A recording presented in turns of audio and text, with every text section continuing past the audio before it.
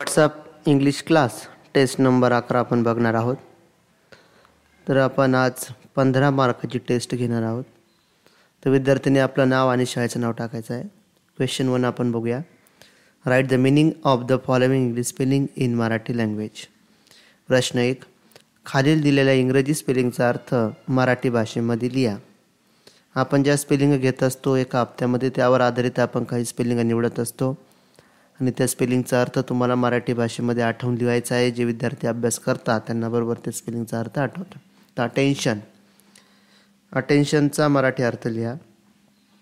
त्यानंतर awake, back, bake आणि respect.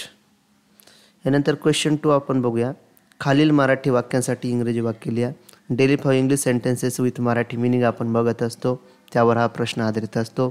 तो बोलत नाही, नंतर परत ये, ही साखर नाही आहे, हे माझं घर आहे आणि ही पिशवी माझी आहे. तर या मराठी वाक्यांचं तुम्हाला इंग्रजी वाक्य लिहायचे आहे. त्यानंतर क्वेश्चन 3 शेवटचा आपण बघणार आहोत. Identify the type of sentences. खालील वाक्य कोणत्या प्रकारातील आहे. असर्टिव्ह, निगेटिव्ह, त्याच्यानंतर WH क्वेश्चन त्यातील तुम्हाला ओळखायचं आहे. My favourite festival is Diwali. She studies her. I am not going to picnic. What is this. आणि शेवटचा आहे which subject do you like. तर अशा पद्धतीने 15 मार्काची टेस्ट व्यवस्थित अभ्यास करून आपल्याला सोडवायचे आहे.